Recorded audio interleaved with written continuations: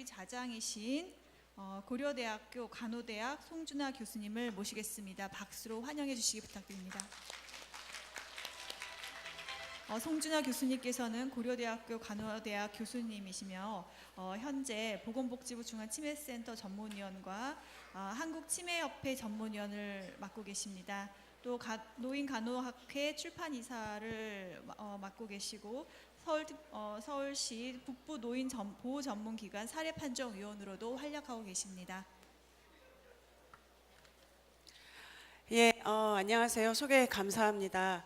지금 오전에 굉장히 열심히 이제 토론을 하셔서 시장도 하실 테고 한데 이 마지막 저희 패널 토의 주제 또한 매우 중요한 부분이라고 생각이 됩니다. 이번 패널 토의에서는 두 가지 주제에 대해서 저희가 이야기를 나눌 건데요. 첫 번째는 치매 안심센터 인재관리 전략이고 두 번째는 치매 안심센터 성과관리 전략입니다.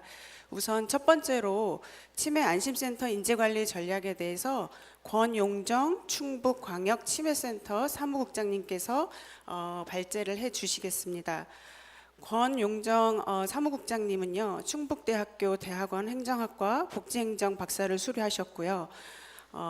청주 복지재단 기획관리팀장, 건양대학교 부설법인, 건양부여요양원장, 한국호스피스 완화의료학회 충북지부 이사를 역임하셨습니다. 큰 박수로 환영해 주시기 바랍니다. 네, 안녕하십니까. 금방 소개받은 충청북도 광역치매센터 사무국장 맡고 있습니다. 권용정입니다. 다시 한 번 더 인사드립니다.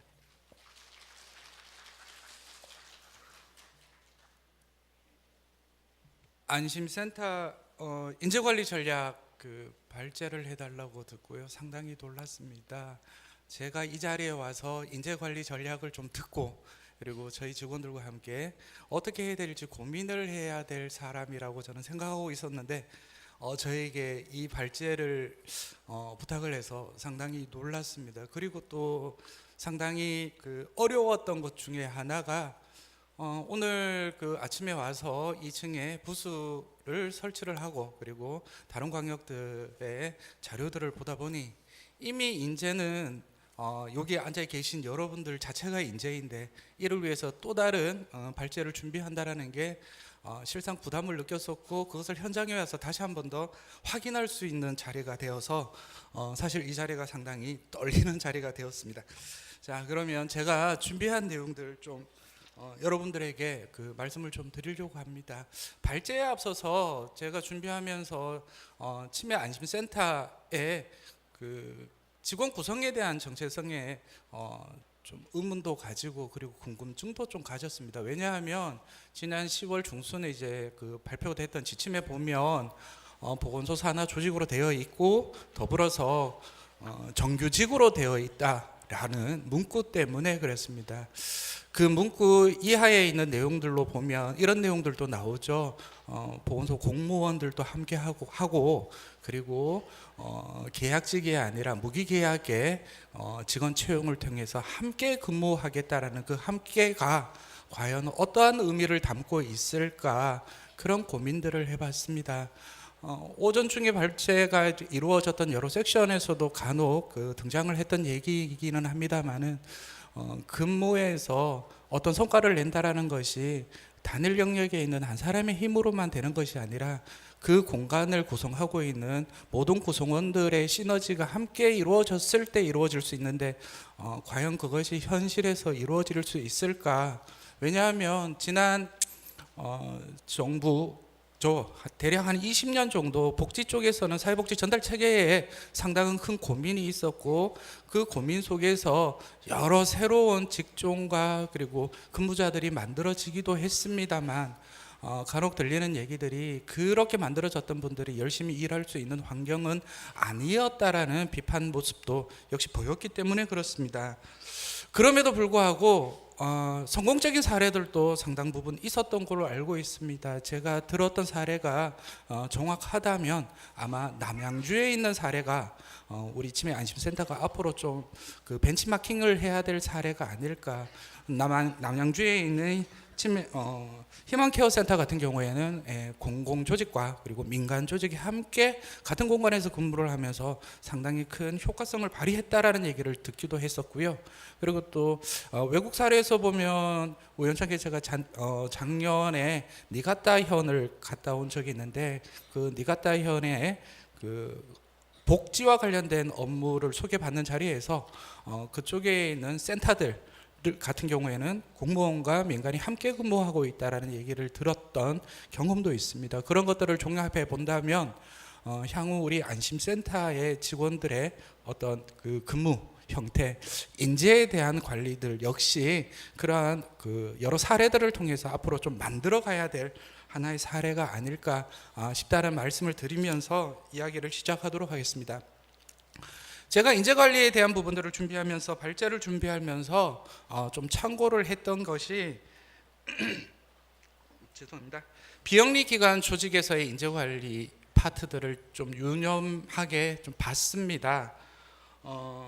어쩌면 오늘 하고자 하는 제 이야기가 다음 섹션에 준비되어 있는 이범석 충남광역치매센터장님의 성과관리 부분들하고 유사할지도 모르겠습니다만은 어쨌든 비영리기관이든 영리기관이든 인재에 대한 부분들은 항상 고민에 있는 부분이고 그 인재를 어떻게 모집하고 그리고 교육시키고 발굴을 시키고 그리고 성장을 시켜서 조직의 성장을 이어나갈까에 대한 고민들이 있는 것은 맞는 것 같습니다. 앞쪽에 이제 등장하고 있는 슬라이드입니다. 비영리 분야를 위한 좋은 조직을 넘어 위대한 조직으로라는 짐 콜린스 교수의 책자에 등장하고 있는 한 단락입니다. 이게 보면 이런 문구가 나옵니다. 그 사람에 대해 확실히 아는 방법은 그 사람과 함께 일을 해보는 수밖에 없다. 즉 아무리 좋은 절차와 그리고 노력을 해서 우수한 인재를 뽑았다 할지라도 함께 하다 보면 아니었더라라는 그러한 판단들이 섰었다라는 얘기인 거고요. 이것은 뭐 비단 우리만의 문제가 아니라 아마 전국에 있는 또는 전 세계에 있는 모든 비영리기관, 영리기관이 공통적으로 가지고 있는 하나의 화두이지 않을까 싶습니다. 이것을 중심으로 해서 그 지난 10월 중순에 나왔던 우리 지침, 그 치매 안심센터의 지침을 찾아봤습니다. 찾아봤더니 이러한 구분과 구성과 자격과 우대와 배치가 되어 있음을 확인할 수 있었습니다. 일단 여기에서 센터장은 제외를 하고요. 부센터장 그리고 팀장, 팀원책으로 되어 있는 치매 안심센터 조직 체계 속에서 그들이 맡고 있는 업무에 대한 부분들을 보면 관리 기능의 업무와 실무 기능의 업무로 나누어서 이루어지고 있음을 찾아볼 수 있습니다. 그리고 중앙치매센터가 발표했던 자료에 따르면 이러한 교육들을 올 12월에서부터 내년 1년에 걸쳐서 집요하게 시키지 않을까 그러한 생각도 합니다. 그렇다면 기술적인 부분들은 오늘 인재관리라는 발제 부분에서 좀 논외로 제외하고 이야기를 시작해도 되겠다 싶어서 좀 준비를 해봤습니다. 비영리 조직에서 인재 관리에 대한 부분을 논하기에 앞서서 먼저 이 그림을 그려봤습니다. 조직의 사업을 구성을 한다라면 이러한 순서대로 사업을 대부분 구성하고 있음을 알 수 있었습니다. 비전을 세우고요, 전략을 세우고요, 그리고 그 전략에 따른 핵심 성공 요인이 무엇인지를 찾아보고 그리고 그 요인에 따라서 지표를 어떻게 수립을 할 것인가가 바로 앞으로 무슨 일을 어떻게 할 것인가가 구체적으로 나오게 될 겁니다. 그러다 보니 MBO식의 목표 관리 조직이든 아니면 BSC의 균형성과 평가 제도를 도입한 조직이든 그 어떠한 조직이라 할지라도 가장 먼저 선행되는 것은 비전이었습니다. 오늘 이 자리에서도 비전에 대한 부분들이 심포지움에 가장 첫머리에서 등장을 했던 걸로 알고 있습니다. 조직에 따라서는 조직이 만든 비전이 가슴 뛰는 비전이 있는 조직도 있고요. 그렇지 않은 조직도 있는 것을 봤습니다. 그리고 조직이 만든 비전, 즉 조직이 초창기에 만들었던 비전이 단순하게 구전되어서 어느 시점이 되어져 버리면 사문화되어 버리고 그리고 더 이상 조직원들의 가슴을 뛰지 못하게 하는 비전들도 상당히 봤습니다. 그렇다면 이러한 비전 그리고 그 이하에 있는 체계들을 만들어 나가기 위해서 우리가 좀 생각을 해봐야 될 게 있지 않을까라는 생각 속에서 한 화두를 좀 찾아봤습니다. 그것이 바로 why, 왜. 우리는 왜라는 질문들을 좀 던져보면 어떨까 싶습니다. 첫 번째 질문이 조직은 왜 있어야 되는가? 조직은 왜 있어야 되는가? 그리고 조직은 왜 그 사업을 해야만 하는가?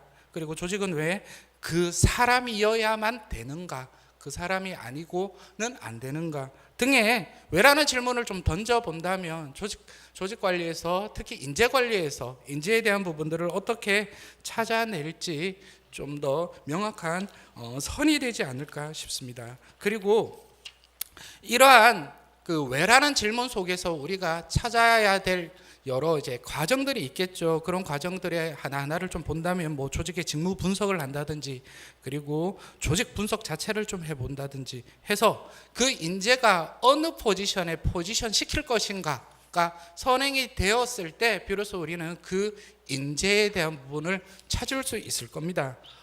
자, 그렇게 인재에 대한 부분을 찾는다라면 아마 대부분의 조직에서는 이러한 세 가지를 중점적으로 찾지 않을까 싶습니다. 첫 번째가 선발 과정들을 만들겠죠. 나름의 선발 과정. 그리고 인생의 의미를 찾고 싶어하는 인간의 간절한 열망에 대한 자극, 즉 조직원 스스로 그 인재 스스로가 뭔가를 할 수 있게끔 할 수 있는 열망들을 좀 찾아낼 거고요. 그리고 그러한 열망 속에서 조직에 헌신하려고 하는 적합한 인재를 찾으려는 노력을 조직 자체는 할 겁니다.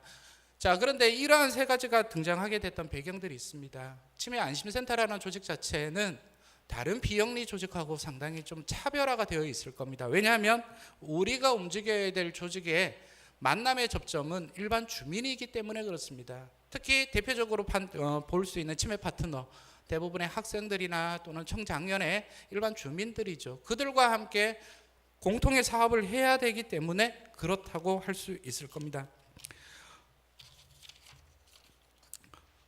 사회복지에서는 이런 얘기를 합니다. 인간을 얘기할 때 인간에 대한 속성을 환경 속의 인간이라는 얘기가 있습니다. 즉, 그 인간이 움직이는 그 인간을 대변해 줄 수 있는 이야기들은 집단 속에서 그 인간이 가지고 있는 그 특징들을 어쩌면 잘 대변을 해줬다고 할 겁니다. 그러면 이러한 환경들을 우리가 만들어줄 수 있는 조직체 그리고 조직 구성원 그리고 우리라는 그 울타리 속에서 환경 속의 인간을 찾는다면 어떨까? 이 일의 사례가 하나가 있습니다. 버스라는 사례가 있는데요. 여러분들 아침에 출퇴근할 때 버스 타시잖아요. 버스에 탈 때 버스 운전은 운전수가 합니다. 그리고 그 운전수는 목표점을 알고 있고요. 그 목표점을 향해서 항상 진행을 하죠. 우리 치매 안심센터도 마찬가지일 겁니다. 운전수가 있을 테고요. 그리고 버스에는 승객이 있겠죠. 버스 승객은 타기는 쉬워도요. 한 번 탄 승객이 내리기는 어렵습니다. 왜냐하면 운전수 마음대로 내려줄 수 있는 게 아니기 때문에 그래요. 버스 승객이 차인벨을 누리기 전까지는 내릴 수가 없습니다. 그렇다면 그 버스 승객과 운전수가 함께 목표된 장소로 안전하게 그리고 성공적으로 갈 수 있는 것은 뭐냐? 결국은 그 버스에 동승하고 있는 사람들이 합일점을 찾아내고 함께 갈 때 가능하다라는 거죠. 여기에서부터 목표 즉 비전에 대한 부분들이 공유가 돼야 될 필요성들이 있는 거고요. 그리고요. 사람이 먼저라고 저는 생각합니다. 어떠한 조직체든 마찬가지일 겁니다. 그 중에서도 특히 치매 안심센터. 왜냐하면 우리는 사람이 사람을 만나서 사람을 위한 서비스를 제공해 주기 때문에 그렇죠. 사람이 먼저라는 이 딜레마 속에서 그리고 이러한 명제 속에서 과연 우리의 인재는 어떤 생각을 품고 일하고 있을까? 그것이 우리가 좀 고민을 해야 될 하나의 과제는 아닐까. 그리고요. 사람이 먼저 있긴 합니다. 그리고 그 사람이 어떤 생각을 가지고 조직화를 지키느냐에 따라서 그 사람의 성과는 상당히 달라질 수가 있습니다. 충북광역치매센터하고요, 옥천군 보건소가 지난 보건복지부에 그 공모사업을 준비를 한 적이 있습니다. 치매 안심마을 공모사업을 준비를 했고 이제 시행 단계로 접어들었습니다. 주제가 뭐냐면요, 복지의 전달 체계와 보건의 전달 체계를 융합을 시켜서 옥천군의 적절한 치매 안심 마을을 구성을 해보자였습니다. 복지라는 전달체계는 이미 20년 동안 만들어진 전달체계가 있습니다. 그리고 보건의 전달체계도 나름의 전달체계가 분명히 있었습니다.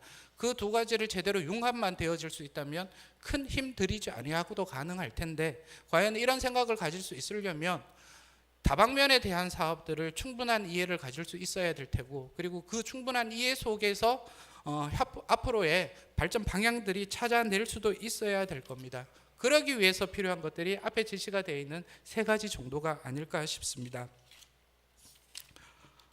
사무국장님 시간 관계상 네. 좀 빨리 마무리해 주시면 감사하겠습니다. 알겠습니다. 예. 네. 조직에서 가장 중요한 인재관리를 위한 여러 가지 시행적인 노력들은 많이 했습니다. 한 가지 아쉬운 점이 있는데요. 그게 바로 뭐냐면 우리 광역얘기입니다. 밑에 줄에 있는데요. 국내 기업 평균 이직률이 10.2%일 때 광역치매센터 평균 이직률이 25.4%였습니다. 즉 1년에 4명 중에 1명은 나갔다라는 거고요. 지난 6월 조사에서 심각한 광역은 1년 동안 약 60에서 70%의 직원이 교체가 됐습니다. 그러면 센터장, 국장 그리고 직원 1명 제외해놓고 다 바뀌었다는 얘기예요. 평균적으로 이렇게 바뀌어 왔습니다. 치매 안심센터가 그렇지 않으리라는 보장이 없다라는 거죠. 그러면 이러한 문제들을 어떻게 해결해낼 것인가? 이거는 개인의 문제만은 아닐 것 같습니다. 조직원만의 문제가 아니라 그 조직을 구성하고 있는 조직 자체에서도 이 문제에 대한 노력을 함께 했을 때 인재가 남아있지 않겠습니까? 제가 마지막으로 적어놓은 얘기가 있습니다. 인재를 둔재로 만들 것인가, 둔재를 인재로 변화시킬 것인가. 사람은 모두가 다 인재라고 저는 봅니다. 그러나 그 인재를 인재로 변화시키는 것은 조직의 노력이고, 그리고 그 조직에 포함되어 있는 구성원들의 합일된 노력이라고 생각할 수 있습니다. 이렇게 인재를 만들어낼 수만 있다면 오전 발제에서 있었던 심포지움에 있었던 그러한 여러 사례 관리 그리고 그 프로그램들 성공적으로 수행할 수 있는 치매 안심센터, 그리고 치매 안심센터의 직원이 될 수 있지 않을까 싶습니다. 제 준비는 여기까지입니다. 감사합니다. 예, 감사합니다. 중간에 말씀을 자르게 돼서 죄송한데요. 저희가 이 패널 토의에서 발제는 이제 5분으로 제한이 되어 있고, 그 이후에 1, 2부에서 하셨던 발제자 분들을 모두 모시고 토론 시간을 좀 더 많이 갖기 위함이니까 양해를 좀 부탁드립니다. 지금 첫 번째 주제에 대해서 질문이 있으신 분들은 모바일 앱을 통해서 질문을 올려주시면 추후에 논의를 하도록 하겠습니다. 두 번째 발제자를 모시겠습니다. 이석범 충남광역치매센터장이신데요.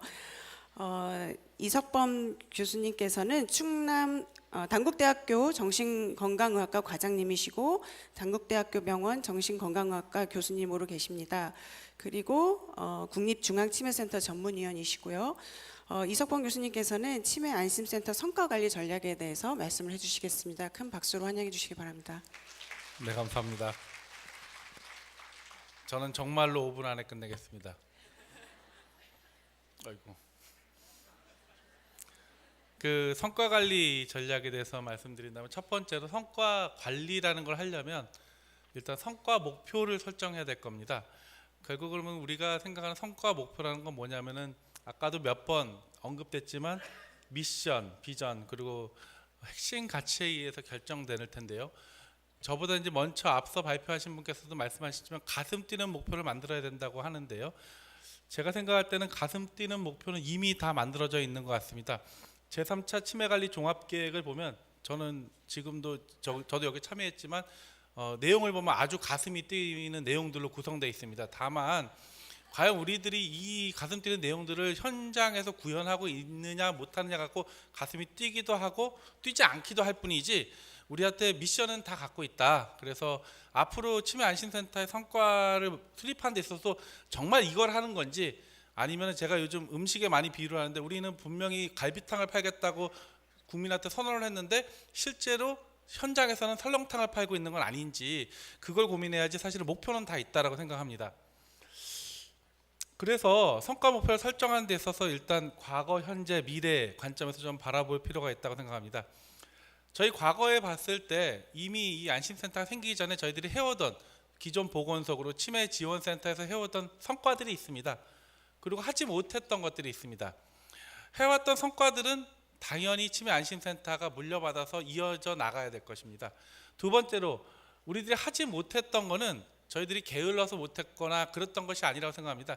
현실적인 이유들이 있었습니다. 제약들, 뭐 예산상의 제약, 아까도 뭐 조기 검진 예약도 나왔지만 왜 정밀 검진율이 떨어집니까? 각 지역 시군별로 정밀 검진 예산이 시군별로 적은 데는 1,000만 원 정도의 수준에 머물고 있기 때문에 더 해주려고 해도 해줄 수가 없거든요.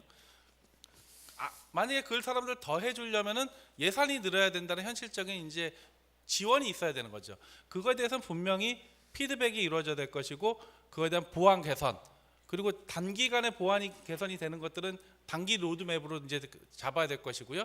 이게 당장 국가에서 해줄 수 없는 일이라면 사실은 치매 안심센터 요구도 해서는 안 됩니다. 장기 로드맵으로 수립을 해서 장기적으로 국가적인 지원 체계를 마련하고 나서 그 사업을 하자, 이런 식으로 돼야 될 것입니다. 그렇게 봤을 때 현재 성과 목표를 봤을 때는 기존의 이제 성과들을 물려받는 것, 기존의 보건소가 해왔던 일들, 그리고 치매 지원센터가 해왔던 일들을 물려받는 게 그냥 이건 아주 러프하게 잡은 겁니다. 한 50% 정도.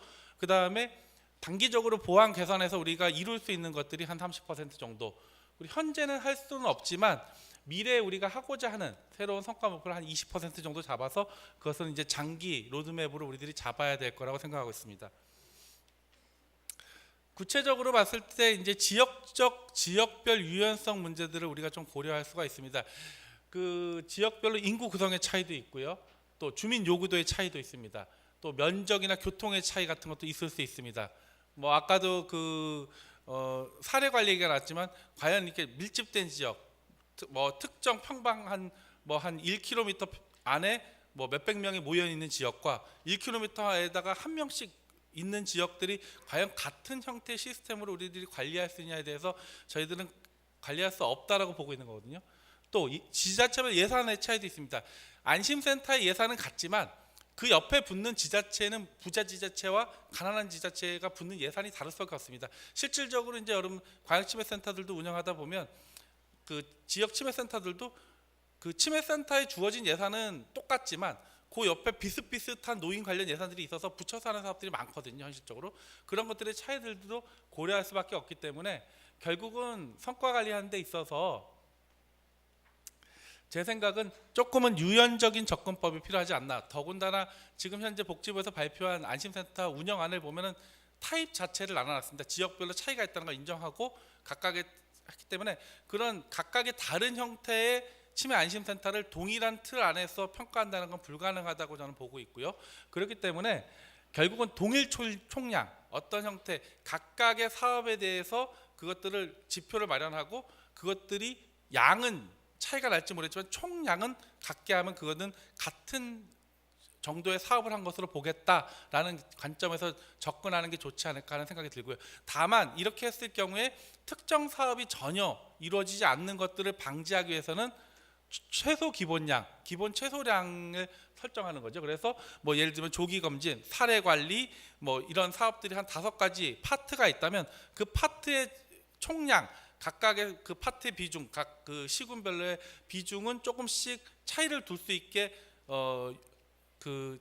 자유권을 주되 최소 총량을 정해져서 어떤 특정 사업이 완전히 무너지지는 않는 그런 형태의 전략이 좋지 않을까 하는 생각을 갖고 있습니다. 그래서 이것들을 조금 그래프로 보자면 뭐 A씨 같은 경우는 이미 한 10년 후에 이루어야 될 걸 이미 다 이룬 시도 있습니다. 그런 데는 할 게 없는 거죠. 반면에 어떤 구는 이 노란색 사업에 대해서는 전혀 그 지역적 여건이 없기 때문에 현재까지 할 수 없었던 곳들이 있거든요. 그렇기 때문에 이런 것들을 해결하기 위해서는 일단 단기 로드맵 한 뭐 5년 정도의 단기 로드맵, 3년 정도의 단기 로드맵을 만들어서 그 동안에는 좀 플렉서블하게 사업을 하되 3년 안에는 어쨌든 요선, 이 중간선 정도는 넘어가는 것들을 목표로 하자 이렇게 정할 수 있을 겁니다. 그리고 또 조금 더 연장해서 한 8년 정도의 장기 로드맵 마련해서 어쨌든 플렉서블하게 사업은 하지만 8년 후가 지났을 때는 A씨나 B군 지역적 차이가 없이 이 정도 로드맵에 도달할 수 있게 하는 것들을 해서 그 중간에는 조금 더 지역적 특성이라든가 자율성들을 보장하는 그런 형태가 돼야 되지 않을까 생각을 하고 있습니다. 근데 사실은 이렇게 보면 결국은 그러면 돈 많은 A씨나 돈 적은 B군이나 다 똑같이 그러면 8년을 해야 된다는데 우린 돈이 없는데 어떻게 할 거냐 하는 문제점들이 발생할 수 있다고 봅니다. 그것들을 해결하기 위해서는 결과적으로 어떻게 되냐면 복지부와 이제 그 중앙치매센터가 해결해야 될 부분들이 있는 겁니다. 결국은 이제 지금 여기 보시면은 이게 레이저가 안 나오는데요. 어쨌든 별표 친 부분들이 이제 취약 그 분야라고 볼 수 있겠죠. 왜냐하면 다른 것들은 아주 잘하고 있는데 그 분야에서는 그럼 이 취약 지구가 니네는 게을러서 못한다 이렇게 가는 것이 아니라 이제 광역치매센터고 치매안심센터가 취약 분야가 무엇인지를 파악하고 그 다음에 중앙치매센터와 광역치매센터가 취약 분석의 분야의 원인이 무엇인지를 분석을 해줘야죠.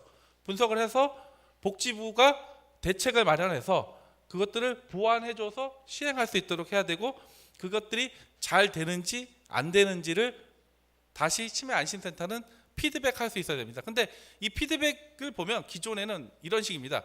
성과 지표는 등수도 매기고 점수도 매기니까 강제적이죠. 그래서 치매안심센터 때 니네 몇 등, 니네 작년에 꼴등. 그래서 열심히 뛰도록 만들지만 피드백은 우리는 이게 없어서 안 돼요. 그러면 알았어. 우리가 좀 고려해 볼게. 그렇지만 1년이 지나도 2년이 지나도 뭘 고쳐줬는지 알 수가 없기 때문에 좌절감에 빠지거든요. 그래서 이 피드백에 대해서 얼마만큼 대응했는지 복지부나 중앙치매센터, 광역치매센터가 얼마만큼 잘 대응했는지도 그 기관들의 성과 지표에 반영될 필요가 있다고 봅니다. 그래서 결과적으로 보면 질적 관리라는 측면, 이제 이건 양적인 측면에서 바라봤다면 질적인 측면에서 본다면 어떤 중앙치매센터 역할이라고 본다면 신규 프로그램을 개발하고 그다음에 신규 사업들을 개발하고 그것들은 교재를 개발하고 장단기 로드맵을 개발한다면 광역들은 그런 것들을 배포하고 교육하고 또 지역 특화 사업들을 하고 그것들을 통해서 이제 치매안심센터는 프로그램을 시행하고 이런 것들이 신속하게 피드백되고 그 피드백들이 그냥 피드백으로 끝나는 것이 아니라 다시 책임성 있는 응답으로 다시 내려오는 형태로 해서 질적 관리를 같이 이루는 것이 좋지 않을까 하는 것이 제 생각입니다. 네, 마치겠습니다. 예, 감사합니다. 아까 말씀드렸던 것처럼 여러분 질문 있으시면 모바일 앱을 통해서 올려주시기 바랍니다. 그리고 저희가 이제 종합 토론 시간을 가질 것입니다. 지금 패널 토의에서 발제를 해주신 그 내용 더하기 치매안심센터 성공정략 1부와 2부 심포지엄에서 발제를 해주신 발제자분들도 다 단상에 올라와 주셔서 토론에 참석을 해주시면 감사하겠습니다. 변선정 중앙치매센터 부센터장님, 김기원 부센터장님, 윤종철 원장님, 박명화 교수님, 박경원 센터장님, 예.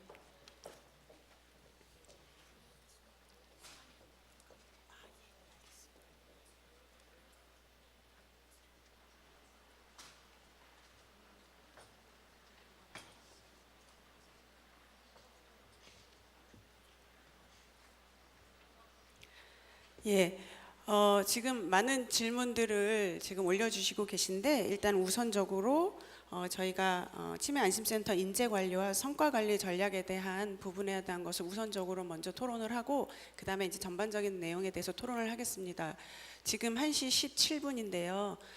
저희가 좀 시간이 지체되기는 했지만 한 10분에서 15분 정도 토론 시간을 가져보도록 하겠습니다. 여러분들께서 지금 아침부터 계속 쭉 자리를 해주셨는데 이제 오늘 많은 이야기가 나온 것 같습니다. 이 치매안심센터가 어떤 방향으로 가야 되겠는지, 그러기 위해서 국가 치매 등록 체계가 어떻게 구축이 되어야 되겠는지, 그리고 그 안에 담길 예방, 조기검진, 사례관리, 가족지원 사업들이 어떻게 이루어져야 되겠는지, 그리고 이것들을 다 운영하기 위해서 가장 중요한 게 아까 사람이 먼저다라고 말씀을 하셨는데요.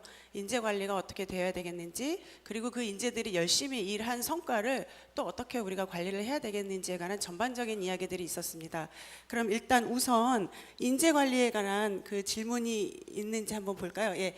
노인, 보건, 복지 분야 경력자인 인력을 채용하지 않고 공무원 일자리 창출이란 목적으로 행정 업무를 보던 경험 없는 공무원을 팀장이나 팀원으로 채용하면 치매 환자와 치매 가족에게 전문성 있는 양질의 서비스를 제공할 수 없을 것 같은데 이에 대해 어떻게 생각하십니까?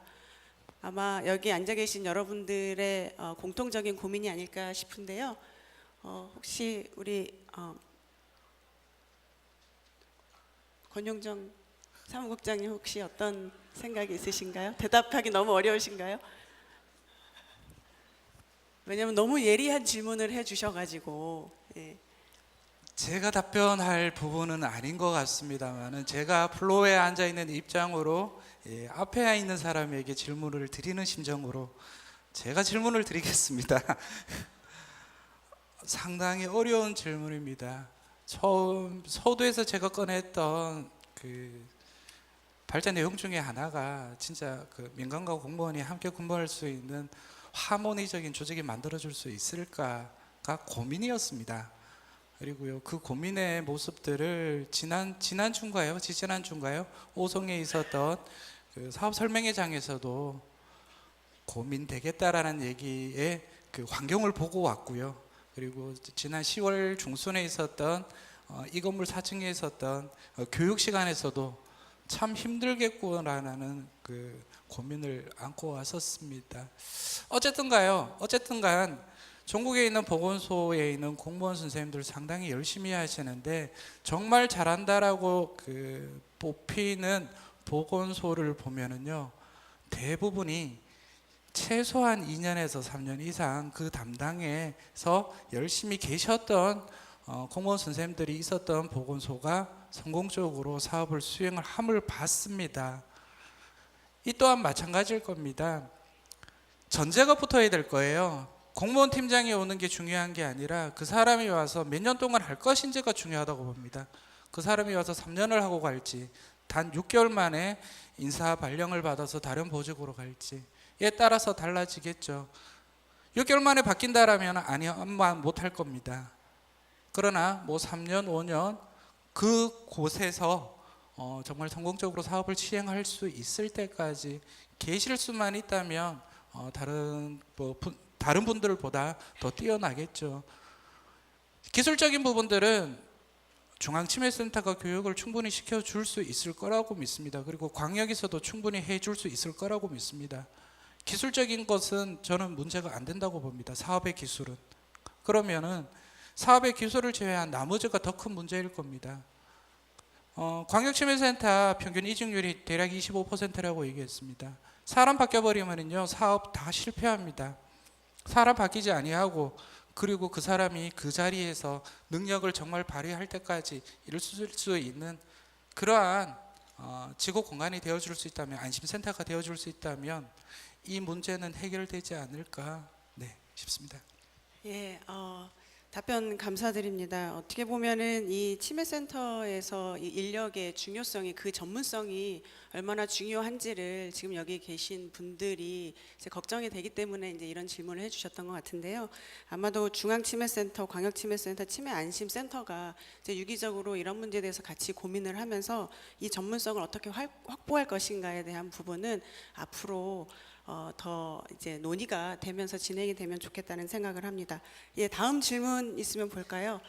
직군이 다양합니다. 직군별 주요 업무에 대하여 관리자의 파악을 위한 교육은 계획에 없으신가요? 공통 업무 배분이 주요 업무의 상황에 따라 주어질 양이 달라질 수 있지 않을까 싶습니다. 예, 이것도 자, 이거는 이제 그 관리자 부분에 어떻게 역량을 좀 확대시킬 것인가라는 부분일 것 같은데요.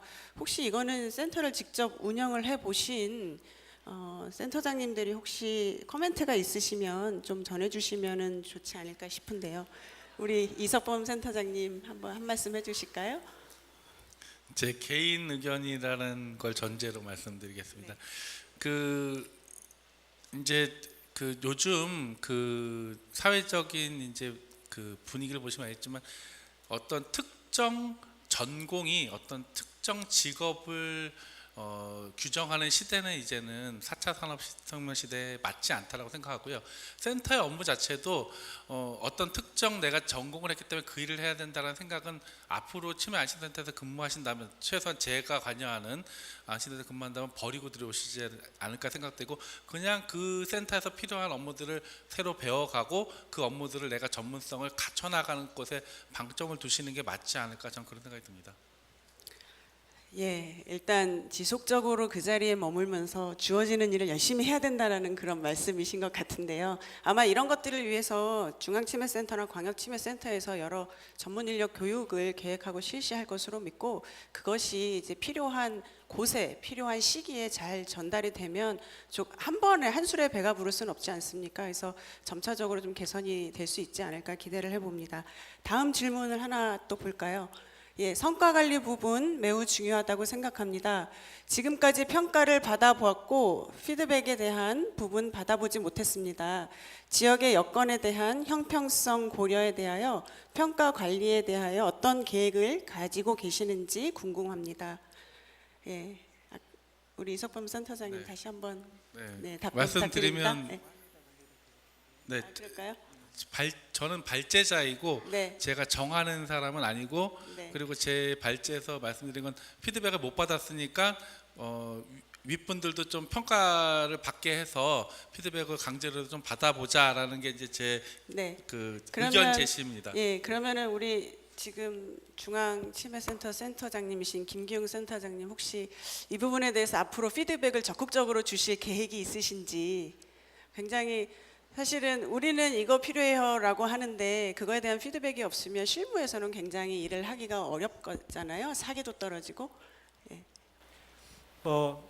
지극히 당연하신 지적이고, 지금까지 평가 체계에서 치매뿐 아니고 이런 면이 굉장히 부족했다고 생각합니다. 평가하는 자와 평가받는 자가 딱 이제 단방향으로 놓여 있기 때문에 평가받는 자의 발전은 있었을지 몰라도 평가하는 자의 발전은 담보하기가 힘들고, 또 평가의 결과뿐만 아니라 이제 그 내용이 전달되질 않으니까 평가받는 자의 발전의 속도나 발전의 효율성도 충분히 확보하기 어려웠던 부분이 있기 때문에, 기본적으로 아마 제 생각에 이제 중앙과 광역, 광역과 안심, 이 세 체계 안에서 이루어지는 평가는 우리 이석범 센터장님께서 말씀하신 그런 요소들을 충분히 반영할 수 있도록 개선이 될 거라고 저는 생각하고, 또 이제 여러 지역 여건에 따라서 맞춤식 평가 지표를 만드는 거는 지금 광역의 평가 지표도 어느 정도 이제 그런 부분이 있듯이 이제 안심도 역시 이제 그렇게 될 겁니다. 운영하는 모델과 또 같은 모델이라도 지역에서 서비스를 해야 되는 규모라든지 지역의 특성에 따라서 이제 이렇게 해내야 되는 업무량이라든지 이런 것들은 이제 차등해서 이제 적용을 하게 될 거고요. 다만 이제 저희가 이렇게 쭉 올리는 여러 가지 이제 그 피드백이나 이런 평가의 결과들이 이제 보건복지부나 정부로 들어가서 그 내용이 다시 여러분들한테 바로바로 피드백이 되는 거는, 또 저희 이제 센터 체계 안에서 되는 것보다는 아마도 좀 느린 부분도 있을 거고 불명확한 부분도 있을 거고, 역시 보건복지부의 평가를 받는 중앙치매센터도 이제 그런 부분들을 가끔은 느끼고 있습니다. 그래서 그 부분 역시 오늘 이 심포지움에서 나온 여러분들의 의견이 또 복지부가 앞으로 이제 이 사업을 관리할 때 정부의 피드백이 좀 더 효과적으로 빨리 나올 수 있도록 또 이제 그 업무를 추진하는데도 또 영향을 줄 거라고 생각하고요. 방향은 분명히 저렇게 가야 된다는데 적극 공감을 합니다. 예, 이 자리에 복지부에서 오신 사무관님이 계셨으면 참 좋았을 텐데 안 계시지만 이 말씀을 꼭 전달해 드릴 수 있도록 그렇게 해보도록 하겠습니다. 예, 일단 시간 관계상 한 가지 질문 정도만 좀 더 받아볼까요? 없나요? 없나요? 떴어요? 예. 당장 직원 채용 면접을 앞두고 있는데 어떤 질문과 면접으로 차별성을 둘 수 있는지요? 예, 굉장히 어려운 질문인데 혹시 이거는 어느 분께서 답변을 해 주실 수 있으실까요? 우리 윤종철 원장님 아마 면접 굉장히 많이 해보셨을 것 같은데요. 이제 실무에 계시면서 그래도 이것만큼은 꼭 확인을 하는 게 좋겠다 하는 부분이 있으면 좀 지혜를 주시면 감사하겠습니다. 그냥 알아서 하시면 되지 않나요? 많이들 해보셨을 거 아니에요? 뭐 점심 시간도 가까운데 그냥 알아서 하시죠. 예. 명쾌한 답변 감사합니다. 여러분 이미 마음속에 질문 다 가지고 계실 것으로 생각이 됩니다. 예, 그 질문을 바탕으로 정말 함께 일할 수 있는 멋진 사람 채용하셔서 앞으로 나아가실 수 있기를 진심으로 바랍니다. 자, 오랜 시간 끝까지 자리 뜨지 않고 지켜주셔서 감사하고요. 여러분 점심 식사 맛있게 하시기 바랍니다. 여기 지금 토론에 참여해 주신 전문가분님들 감사합니다. 이상으로 마치겠습니다.